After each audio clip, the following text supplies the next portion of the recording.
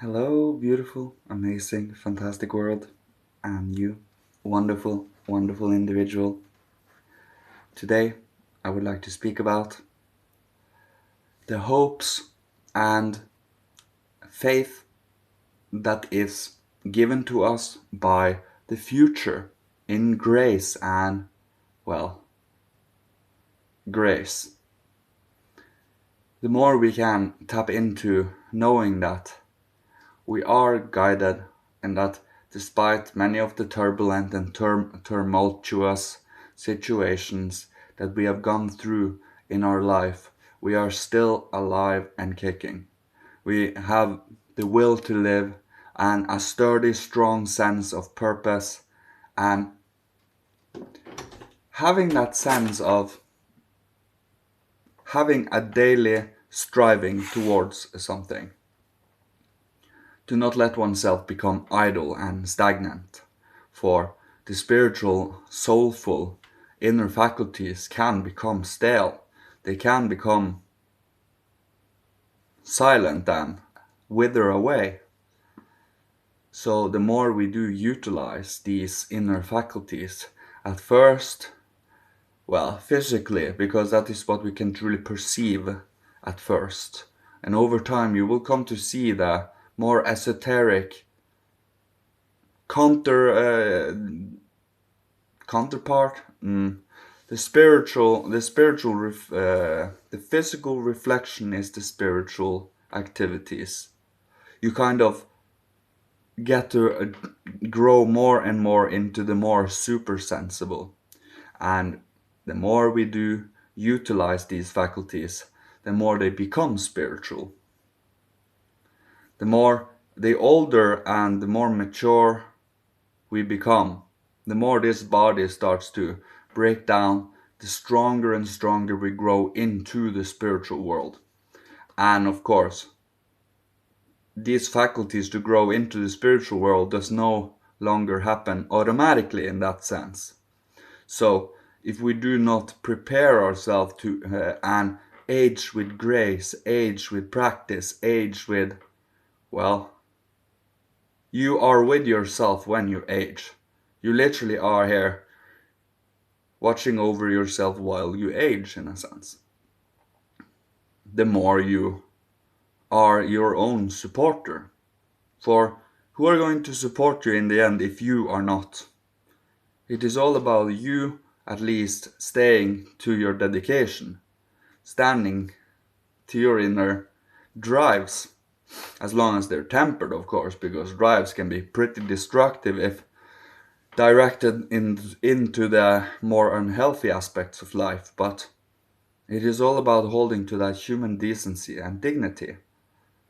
Staying strong in the more spiritual, soulful, esoteric aspects, knowing that karma is reality, knowing that the higher worlds and the hierarchy is a reality, and also getting to find out how they play into reality. What is their effects? What is their perception? What is their...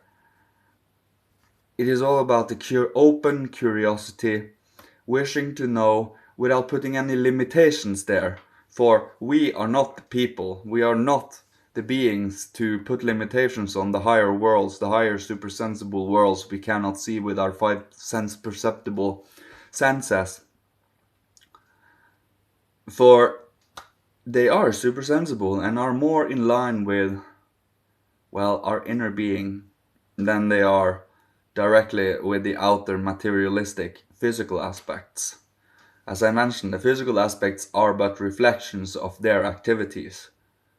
But when we go inwards, when we listen with our heart, connecting to our heart, to the cosmos, well, it kind of is the inner cosmos, not the outward. You never lose yourself because you anchor and strengthen your own presence within your own being with this, your consciousness, your awakeness, your awareness. We're not meant to go backwards and make these become idle and stagnant. We're meant to strengthen these so that we can grow into the spiritual world in a healthy, free,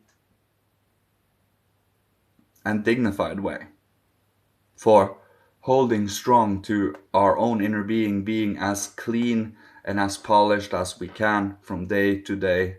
It is a active, consistent, sustaining in practice. It is not once you reach this goal, it stops. It is a strange notion, having that kind of perspective of life. For life never stops, never slows down, never become idle. Life always bears its fruits in the end. Of course, in winter it is more in a slumber until the fruits can show life can show its fruits again. But we human beings are having that life constantly. In winter we need to be extra aware and awake and alive within us as to not fall into that winterly depression and down in the dumps because we cannot enliven our own inner being. It requires practice. It requires us to become good at it. It requires us to go inwards and actually dedicate ourselves to, well, building, cultivating, and growing these faculties. And knowing that they are there, knowing that the seeds are there, we but need to ask for assistance from the higher realms and have a steady, consistent dedication to the cause. And that is when you truly can hear the hierarchy speak to you in your soul. They truly, Michael, for example, he is the type of being that nods in silent approval when you, come to reflect upon something and come to an understanding of it, and through your own words you verbalize and communicate it with the images and pictures you have cultivated and come to a comprehension about. That is when Michael nods in approval. He is not overly fond of laziness, though. He is fond of stimuli, of inner aliveness and movement, awakeness, and not only movement as in any movement.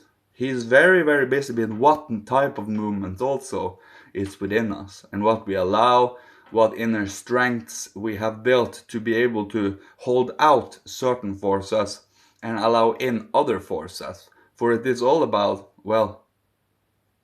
filtering what is healthy and unhealthy in the end, choosing in thought, feelings, and actions what is in the end uplifting, healing, developing, and growing, progressing, moral, love, compassion, warmth, and understanding. And